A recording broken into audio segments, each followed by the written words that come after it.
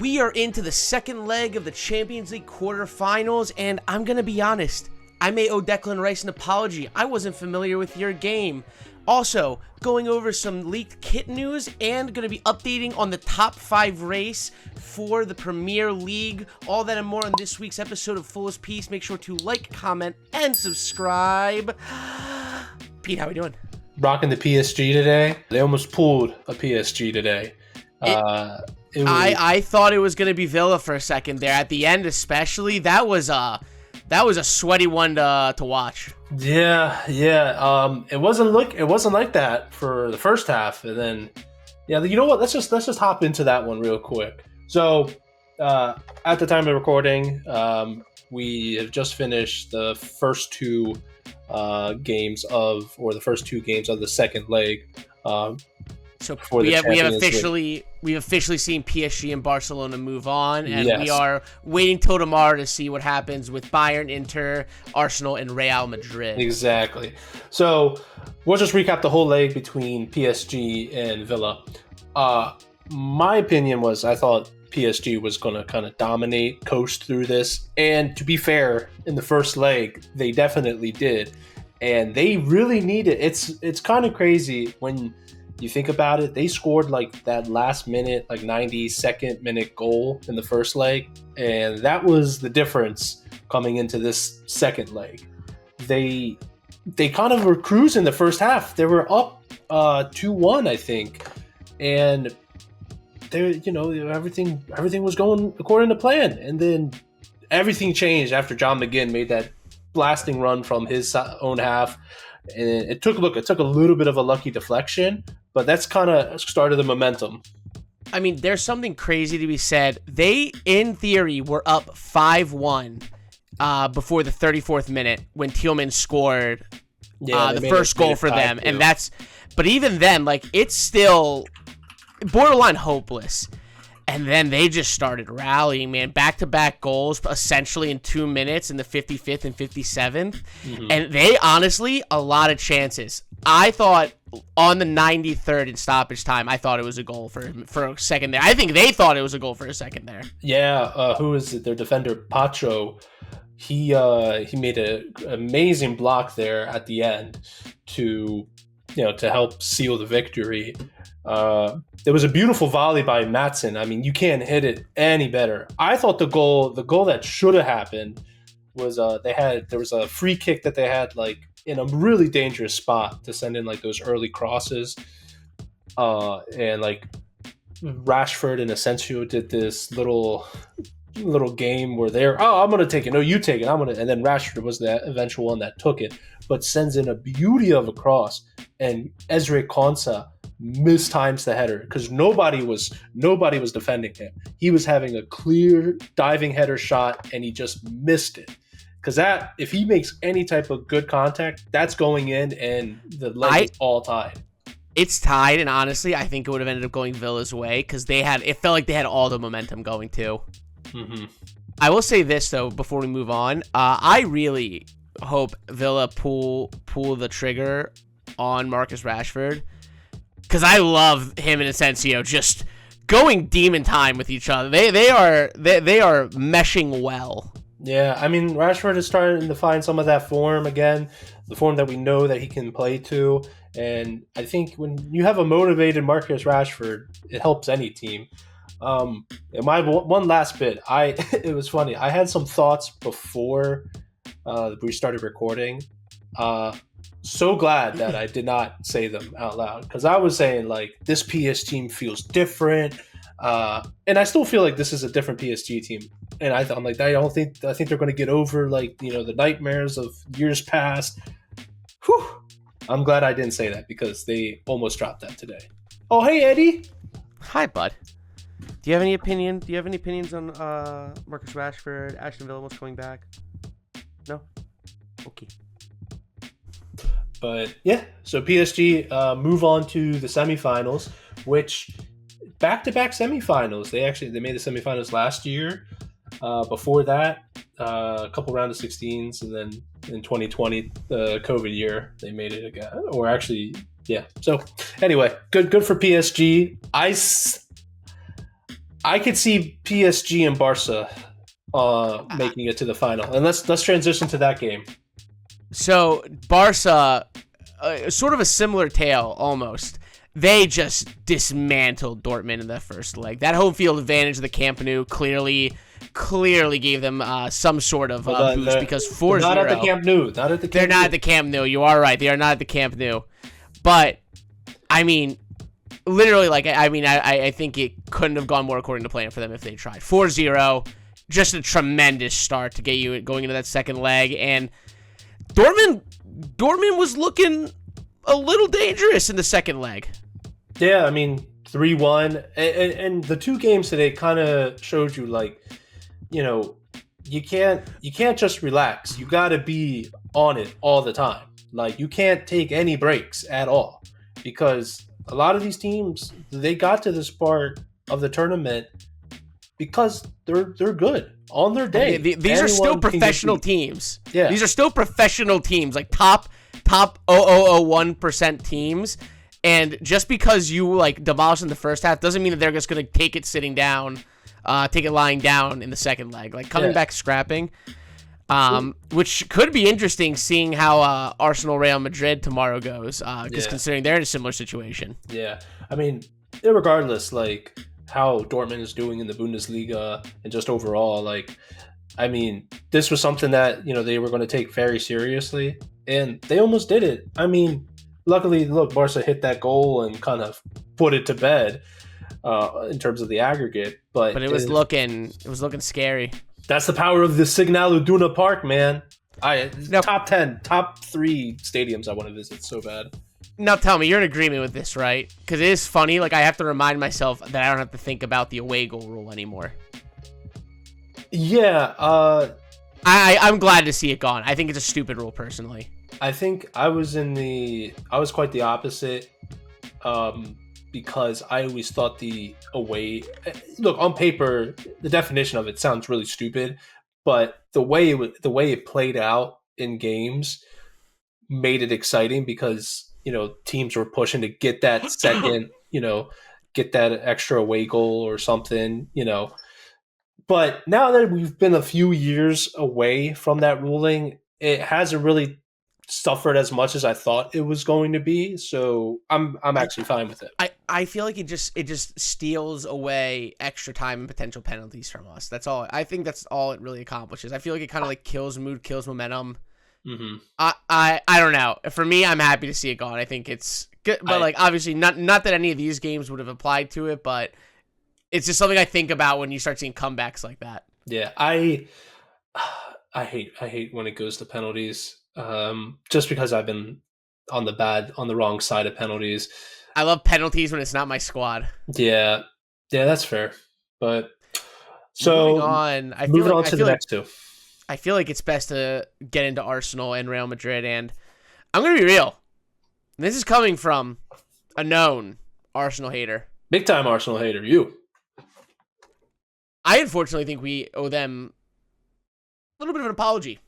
Because that did not go. That was not at all. Like, I think anyone thought. I talked to multiple Arsenal fans at work, and they're like, "We didn't think it was going to go like that either." Like, we're as shocked as everyone. That's probably the most shocking result of the season of the Champions League this year.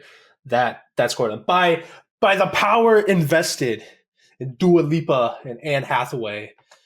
That Irishman. Declan Rice, even though he's English,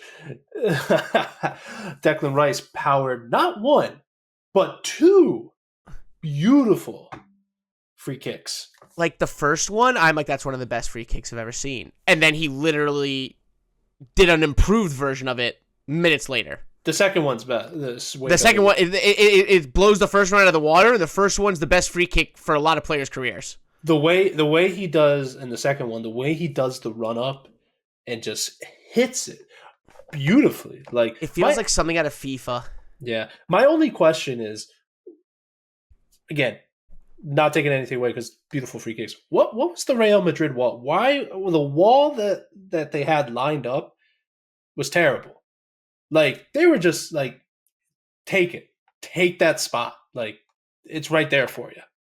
So this is my understanding with that logic. I was trying to figure out the wall as well because it showed the Arsenal players in the way of like the goal trajectory. Yeah. And I think the point of this is because the Arsenal players are there to block Courtois' field of view. Yeah. The players are there because they know Courtois favoring that side, so they're trying to stay out of the way and also to stop the low ball. I think they thought it was going to go low as well.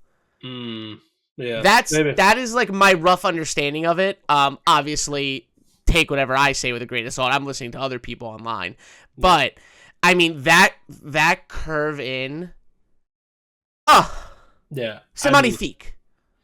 Really, I mean, it really is. Like literally one of the best. Like that's going to be in like for decades. That's going to be on the absolute best free kicks of all time compilations on YouTube. Oh, 100%. I mean, it's Real Madrid. They were terrible. They were really bad this league. Like they just looked out of sorts, not threatening at all. Like, and you know what the worst part is? After the results today and seeing like these quote unquote potential comebacks, like this is not in Arsenal's bag yet. Like it's not over. I'm not saying it could go either way. Like I think it's gonna go. Yeah, I kind of think it could go either way, I think. Like, this is not over by any means for them. Oh, no. You know in your heart of hearts, deep down in your soul, that Real Madrid has pulled all the sorcery out for tomorrow. They're going to pull it all out, like anything you can think of. So, look, as a United fan, this is how I would say how Arsenal gets through this. They gotta stand pat those first 15, 20 minutes. And when I mean stand pat, they gotta do exactly what they did like in this leg here. Like don't give Madrid the possession, don't give Madrid the ball, don't sit in that low box. Because if Madrid is peppering with you with shots and like, you know, getting into open spaces and threatening, it's only going to, you know, raise the anxiety and pressure on Arsenal. But if Arsenal is compact and composed and they're not bad with their passes, their passes are clean and crisp and they're maintaining possession and stuff, if they can get through that kind of phase, I can see that carrying it through to the next round. I feel like Ancelotti has just locked himself in a closet the last week and has just been like demolishing game plans. He's like, I got to figure this shit out. Yeah. So by one thing about this, I don't know about you, but I feel like this Real Madrid team has felt a little weird this year. Do you feel like it's been odd? I think the problem is, and it kind of reminds me of Messi, Mbappe, Neymar at PSG, where it's almost so many top players that they haven't figured out how to mesh it. I think this team will eventually click, but I think they're still figuring it all out, and especially by the looks of it, they're going to be on a new coach next year. Yeah, I think they need a manager that knows how to play, because like it's. The problem is, honestly, too, is Vinny Jr.'s on the left, and I think Mbappe wants left, but they've been playing him up front. There's so much, I think, with it. Because I'm just going to say, like, this isn't realistically, this is almost like the same team. Like, a lot of the key parts are all there. Mbappe coming in, though, that's such a shift. Like, that's like a whole. I mean, you have like arguably like the number one player in the world. Dropped into your squad. Like, that's not a. Yeah, no, you gotta figure out how he fits into it. But I would say, like, for the most part, again, I know they lost, like, I know Toni Kroos retired and stuff too, but for the most part, like the key players, Vinny and Rodrigo, and I know Bellingham came last year, but like the defense is still there. I know they've had injuries and everything. It's just weird. It doesn't feel like. Last year's team felt more fluid than this one's. Yeah. I see what you're saying. And they felt it more inevitable. This team doesn't have that same vibe. And I don't know. once you started seeing the cracks, I think around October, November, I stopped being as scared. Don't get me wrong. I would never want to face Real Madrid in the current state, especially with Chelsea. But I see, like, they're not as scary anymore, at least this year. There's not a fear factor behind them like in years past, I would say. I could easily see it coming back, though. I'll say that. Oh, I think if that happens, we're not shocked at all. But yeah, I mean, it's just they don't. I don't know if it's just because they're like, we're Real Madrid and this is what we do, and they've just kind of gotten so used to doing this that like they feel like they can turn it on at any time. And they can't. I don't know. I also think this is the end of Ancelotti. I think he's done this year.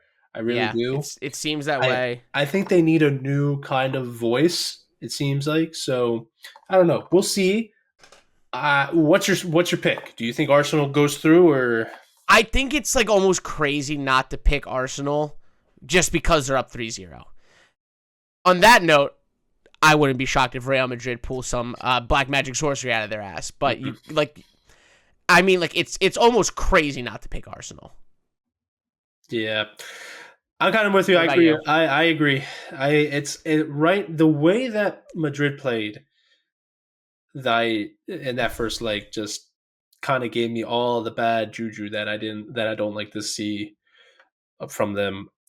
So I'm gonna go with Arsenal.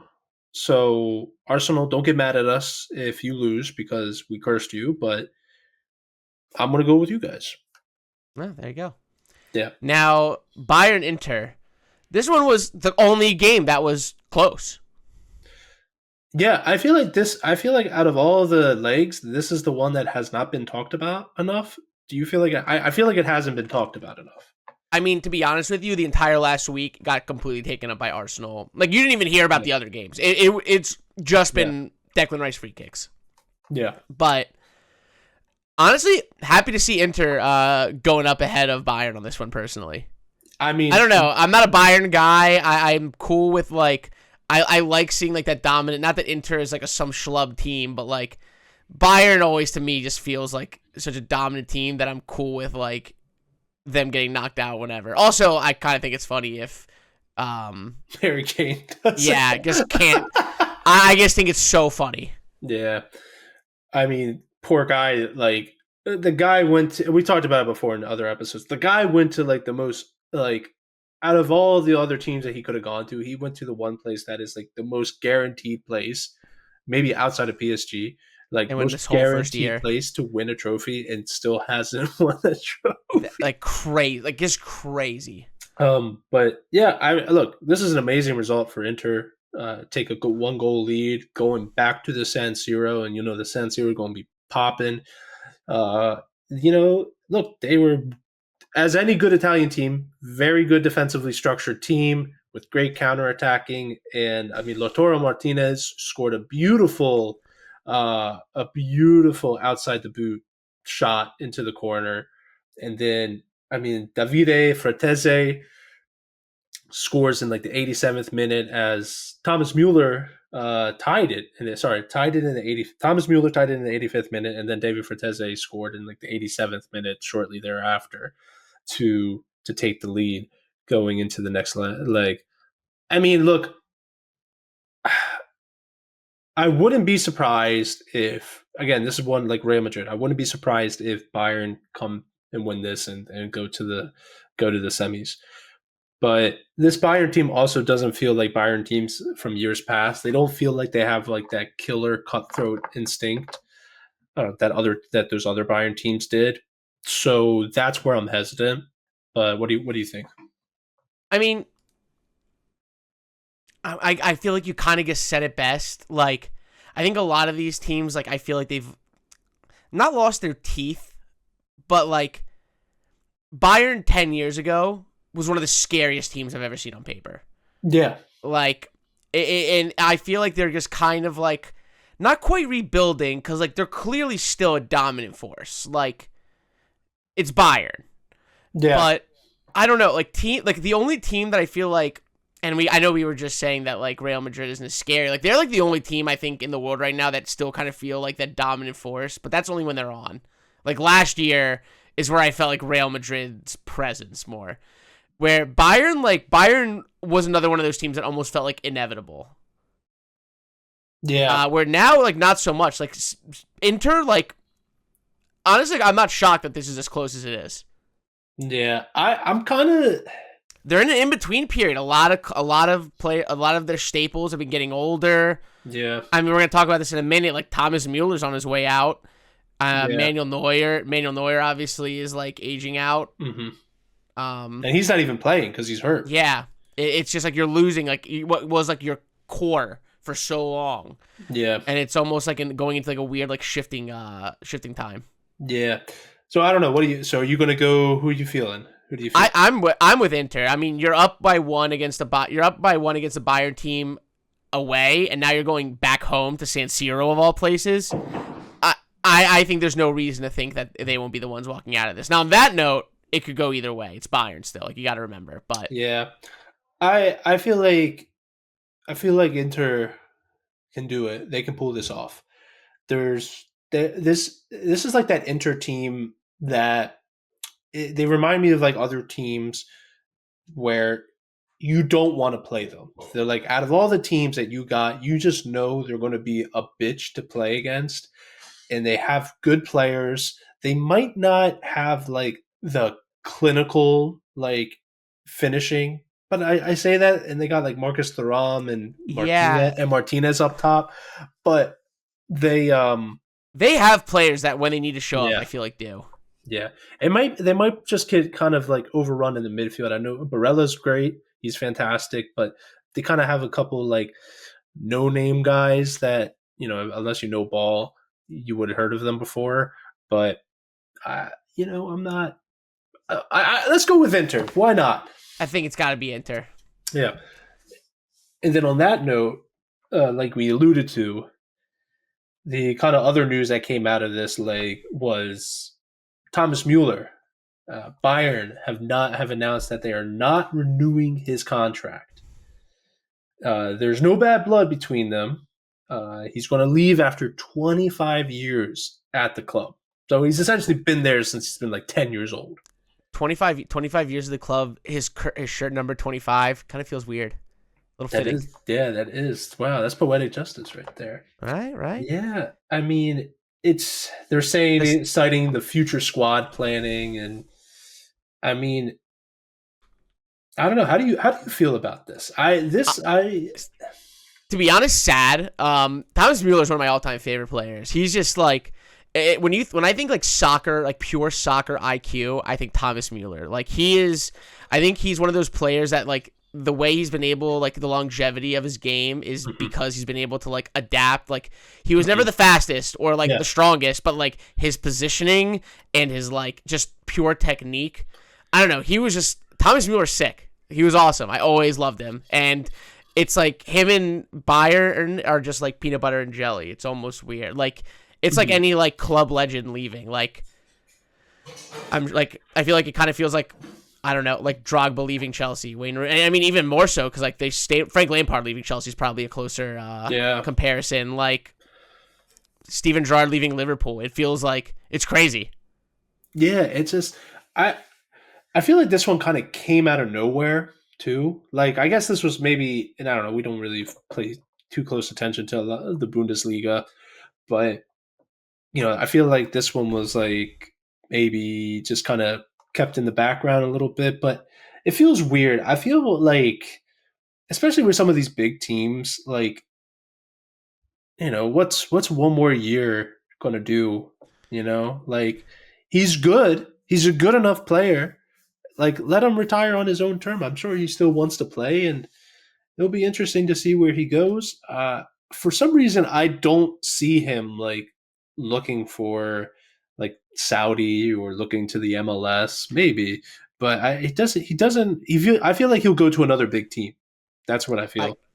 I'm interested to see where he ends up going because I agree with the Saudi aspect. I guess like maybe MLS, but like I think he's still got something to show. Like what I'm saying is I don't see him going to like Saudi. I'm not. No. He doesn't give me that vibe that he would. No, I agree. I agree with you 100%. But Sad to see him go. I mean, an all-time great, absolute legend, Bayern legend, 100%. Hold on one sec.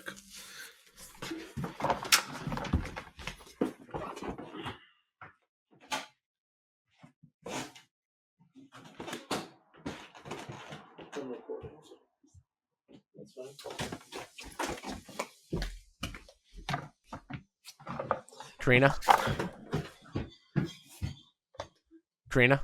No, Nini. Nini was getting home from work. Gotcha. Yeah. But moving on though, just to go over some quick Premier League news. I mean, we've got. It's funny to say that it's no longer a top 4 fight. We now are in a top 5 before we fight. get to that, we actually have to talk about a big significant thing. A couple episodes ago, we talked about Mo Salah. He's renewed. He renewed his contract. Yeah. Speaking of legends. Yeah. Yeah. Oh my God, I completely forgot about that. I mean, we literally talked about it last week. It feels like the most obvious news ever. Like seeing it, I wasn't even shocked. I'm like, yeah, of course you sign him on. Yeah. And I feel like exactly like what 2-year deal. Yeah, we caught it. I said like, what's wrong with like a 2-year deal? Maybe Clearly still got it. Yeah. It's not like he's like fading out. He's played almost every game this season. It feels like. Exactly. So I mean, congrats to that major pull. I mean, Yeah. it almost would feel weird seeing Salah in anyone else's kit at this point. Yeah, I think, and then I don't know if I think it's almost imminent. They were trying to get both Salah and Van Dijk done. Van Dijk signed, I believe. If he didn't, he's going to. It's imminent. It's imminent. They haven't announced that he's done it, but it's pretty much we're at the finish line. They just have to, sign everything. But to me, it's so different. Like not signing, like Thomas Mueller, I know has been like a little bit off his game. He's been playing a lot less minutes. Like I think he's a little more injury prone. But like Salah and Van Dijk have been playing, man, and they've been like integral to the system. Yeah. So, but good. I guess good on Liverpool. As a United fan, I don't like seeing them sign, but the one thing is I hope Liverpool's smart because it seems like almost guaranteed Trent Alexander-Arnold will be going to Real Madrid this summer. Yeah. Vegas got a 2-year extension on Salah and Van Dijk. They got to start preparing for the future. I feel like once they go, we're going to start seeing some serious gaps in skill and leadership in that squad, though. Yeah, of course. I mean, it'll be the end of like that kind of generation and that run of Liverpool teams for sure. So I'll tell you from watching it happen with my own squad, when those players start leaving and you don't find replacements that can kind of step up to and fill in the gaps that they left, it can get very dicey. Just look at both of our clubs. I mean, we're prime examples. Not replacing the old guard with a proper new guard is a very dangerous game to play. Yeah. So, as we talked about last week, it's not really a top 4 anymore. This year, the Premier League is that additional 5th spot, so it's a top 5. We feel like the top 2 are pretty much locked. Obviously, Liverpool at 1 and Arsenal 2, but I wouldn't blink at Arsenal if they keep dropping some points here, like they did this past weekend, because they drew 1-1 with Brentford. If they don't play their cards right, they could get into this little mess that we're going to talk about. So, and their focuses are about to shift hard depending how tomorrow goes. Yeah, exactly. So, first game, we'll talk about Forest. Drop a second game in a row to Everton, pretty much at the death, I think, too. Adelaide Doucouré scored that one, but Forest has dropped 2 now. They are, looking at the standings, they are only 1 point ahead of Newcastle. So 2 weeks ago, when we were all on international break, third place was looking pretty good for Forest. Now, not so much. So kind of getting a little squeaky bum time there. But speaking of Newcastle, they thrashed my team, United. Proper. To be fair, the only everyone's kind of talking about how not to say we didn't care, but our focus is not in the Premier League right now. We're focusing on Europa League. So look, Newcastle did what they needed to do. They thrashed us 4-1. I mean, it was a mess. It With was no just thanks, no thanks to particular Onana. fucking Andre Onana. So if you want to know if you thought Real Madrid was having a bad week, Andre Onana was having a worse week. So basically, going into last Thursday's game against Lyon in the first leg, he's at the press conference. They're asking him questions about Lyon, and he says, United is way better than Lyon. Uh, Depending on how you look at it, it could have been kind of taken out of context, like most quotes are. So, Nemanja Matic, former United player, comes Former back Chelsea and man. yeah, claps back at Onana and says basically he's the worst goalkeeper in United's modern day history. Yeah, I don't, and he's right now kind of right. I wouldn't put him past obviously Schmeichel. I wouldn't put him past Van der Sar. I wouldn't put him past De Gea. The one that everyone kind of points to is Fabian Barthez, but Fabian Barthez was a way better goalkeeper for club and country. When he got to United, he was kind of like in a different headspace. But anyway, and he, yeah, Onana then replied to that comment by Matic and posted a picture on Instagram saying at least he's won something significant at United, because I didn't even think this. I didn't even realize that Matic didn't win anything at United. I thought he like snuck into one of those teams that won like one of the FA Cups or one of the like the League Cup or whatever. I don't know. Anyway, Onana had a crapper of a game. First goal, Thiago Almada crosser, misjudges it, just lets it bounce in front of him, and then basically at the death, when United had a 2-1 lead, the Georgian striker for Lyon rips a shot and he parries it right back to Ryan Cherky, Lyon's like most dangerous player. Like, he pisses me off so much. Like when you watch him, like there's some games where he makes some of the most crazy acrobatic, like twitch second, like, fingertip saves, and you're like, holy crap. Like, wow, that was really impressive. And then you see the goals that he lets in, and you like every time you see the goal he lets in, you're like, I feel like you could have saved that. I feel like I could have saved that. Like, that's how much he's annoying as a player to watch. It's a bit baffling at times, I'll be honest. He's so bad. And then so he got benched for this Newcastle game, and our backup Bayandir came in and didn't really do any better. So sounds like we have a goalkeeping problem now. So you would have hoped that this summer for United that goalkeeping was going to be one of the positions that we didn't have to worry about. Now we kind of have to second guess it. So anyway, so Newcastle did their thing. Now they're up to fourth. They're on 56 points, and they still have a game in hand. They're going to be, at the time of recording, they're going to play tomorrow. So we'll see. Maybe by the end of tomorrow, they'll be up to second place or third place and sniffing right behind Arsenal. But then next game, City 5, Crystal Palace 2. Palace took a 2-0 lead in like in the first 20 minutes. I mean, it was looking good. It looked like we were going to see the upset that we all love to see. We were going to see that City that we really saw with the first half of the year. And then City had to turn it on and remind everyone who they are. Yeah, they're like, hey, I know we're not as good like last year or the last 4 years, or ever since Prep got here. They said, may I remind you all who the fuck we are? Yeah. And boy, did they. So the funny thing about this game was the City fan, after going down 2-0, the City fans started to boo the team. And then as soon as they turned it around and obviously won the game, Pep did he was like toying with the crowd. He did the thing like, where are you now? I can't hear you. Where's the booze?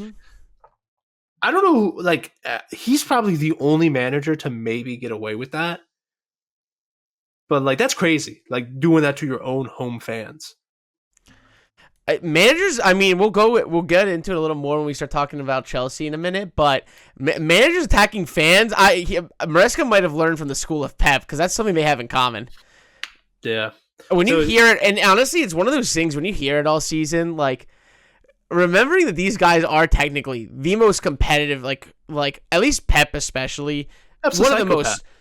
He is. He's a crazy person. Yeah. I mean, he's probably so sick of hearing those fans after all he's done for that club that once they just come back and just thrash him, he's like, wants to get him a little one of these. Honestly, I don't hate it. If Mourinho was the one to do it, we would be applauding him. That's all I'll say. We would have got so many cool memes. We would have if it's Mourinho, we let it slide. They'll play like the 50 Cent Many Men. Add it to the compilation. Like, I mean, but let's wrap this a little bit part up here.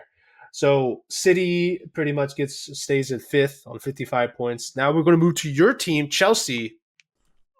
Tough weekend. Chelsea just. I turned this game on, so it's go down 2-0, and I almost turned it off. I'm glad I stayed till the end. I mean, just a miserable squad to watch. Like, we are lucky to have gotten away with a draw here. Sancho, who we have been, like, honestly, I've been trying to defend, and even I was losing hope, and he just came. When he decides to shoot, by God, man, he can score a beauty of a goal. Because that goal is like, I wish I saw that every week from him. I wish I saw that every other week from him. Like, in that moment, I'm like, this is the player you can be. And thank God he scored it, because if we lost to Ipswich Town, the Verrazano Bridge, I would have done a front flip off it. Woo, bloop. I'm just like not sure what the plan is. Like now we have Chaluba at right back. I feel like he can't decide what the hell he wants to do with their defense. And then, it was good to see like Fernandez, Palmer, Caicedo all starting again. I like the Madueke start, even though we got subbed off. Like he's at least trying to do stuff, but yeah, I don't know. Like I don't know if it's the skills or the manager's tactics. It just hasn't clicked for the last 6 months, for the better part of it. And the thing that killed me was people were asking him afterwards about Robert Sanchez's decisions in going for the short ball or the long ball, and he blamed it on the fans from behind. And I'm like, brother, you're the manager. You shouldn't blame the fans. If I know anything, when coaches start blaming the fans and you get on the fans' bad side, that's what you're gonna blame it on. You're I get protecting the players. You want to protect the players, like managers that deflect to protect the players. That's one thing, but maybe not the fan base that's coming to these games and supporting this dog shit team. Yeah, maybe don't blame the fans who pay their hard-earned money. After already complaining, going on strikes about increasing ticket prices for an underperforming squad, it might not be a good idea to blame the fans. And maybe don't spend $1 billion on a fuck ton of players. No. Because you see, we're gonna flip that to 8 billion. We're gonna make 0.1 off them. 0.86 loss. You mean? Art of the deal. They definitely read that when they bought Chelsea. For sure. But and honestly, this is the saddest part about my team right now. So we're sitting at 6 right now, 1 point behind City, 2 points behind Newcastle, who do have a game in hand though, on everybody. And I'm gonna be real with you. I don't know why. I know why we want Champions League, because it's a huge financial boost. Yeah. We're going to get fucking thrashed. The second we get the Champions League next season, we are going to get knocked out so fast. It is going to be embarrassing. This squad cannot compete with Europe. Yeah. So it's well, you can compete in Conference League. Oh, for sure. Maybe. That's not even a for sure. We'll probably win this, as we should. But It's just like a mess. I would be scared to see what we do in Champions League next season if we somehow miraculously pull this off. Yeah, it seems like Chelsea just can't get out of second gear. Like there's times where they're like revving up to like get to third gear, and for some reason, like it's a result like this where it's like they just kind of stall and just stay in second. So I said last week that I still think you guys can do it based on your fixtures. Now I'm having doubts. Yeah, I don't know. We're gonna lose the teams we win, and then we're gonna demolish Liverpool. Like, we don't make sense as a squad. So, Aston Villa, though, I mean, clearly took their past weekend into today's match with the goal scoring form because they thrashed Southampton 3-0.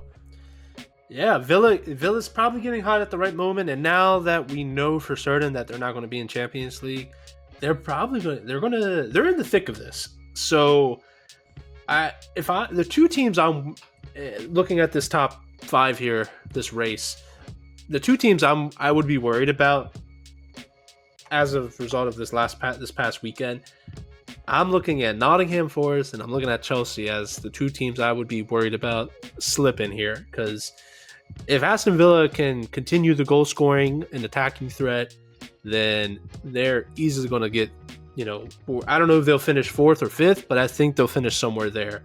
I think Newcastle is just playing lights out right now. Nasty, physical. It's where Nottingham, where they're like they've never been here. They've not been in this position before. Can they show up when the lights are the brightest? So we'll see. But capping off today's show as our bread and butter as always, we have some kit leaks. Yeah, some interesting kit news. First one here is Travis Scott is looking to be featured as the front shirt sponsor for the El Clasico on May 11th. Now, we've seen this with a couple squads. We've seen this with a couple teams already. We've seen this with like Drake with his OVO, Rosalia, Rolling Stones, Coldplay. So seeing Travis Scott, I mean, the Cactus Jack jersey will probably resell like crazy. Yeah, we know anything about those guys. Like, I mean, from the shoes to the T-shirts to the McDonald's collab, like, it's going to sell out like hotcakes. It will, big time. Yeah. It might be this. I actually, the one that out of all of the ones that I don't that they've done so far, I like this one. I wasn't a fan of the Rolling Stones and the Karol G one, but I thought like the OVO and the Rosalia and even Coldplay was pretty cool. This one seems like, I think they all play pretty well. I think they typically do a pretty good job of it seems. Yeah. And then moving here, we also got a leak to Barcelona's next kit for next year. I don't love it. I don't hate it. It's close to the renders we were seeing in the first half of the year. Yeah. It's a gradient design. It's not terrible in terms of the gradient designs, although I'm not really a fan of it. It seems like there's too much blue. There's not enough red. I like it when there's a healthy balance between the two. Mm. This one is just too much blue. It's a lot of blue. I mean, it's this Nike template they're rolling with too, which I don't love. It's fine. Like, I would probably put this in the wear it out section. I think that's probably the correct place for it. I think wear it out is still the right spot. I like how based off of this leak, how the Spotify logo is going with the yellow. It's a nice little touch. 100%. Moving on to, let's keep it in Bundesliga. Let's keep it in La Liga. The Real Madrid kit. We have a full unboxing video with it, which is crazy. But I mean, this is like as classic Madrid as it gets. I think it reminds me. It feels very like. I feel like it's definitely what they're aiming for. It does feel very Galacticos. Yeah, it's hitting that mid 2000s. Like I'm thinking, like those that team with David Beckham, Zidane, Roberto Carlos, and R9. 100%. That's what I'm thinking. It uses the updated Team Geist template very well here. I kind of like the gold with the gray accent. It's you don't see that often, and it really pops here. It looks great. And honestly, like I mean, this is like a beauty, I think. Yeah, this is easily a beauty. You could bump it to class if you really wanted to. This is clean as hell. This is like my favorite one, I think, in the last couple of years, aside from their third kit. Yeah, I mean, I like last year's the Bellingham kit I have. I like that one a lot. Now this is good. I think this is better than this past year's kit. Although this past year's kit is nice, I kind of like this a little bit more. No, I think I agree. I think I agree with you. Yeah. I mean, the kit's sick. Yep. And then our last kit, we're going to go over to France, specifically Paris. We got leaks of the new PSG kit. It looks like they're taking inspiration from the architectural design of the Eiffel Tower.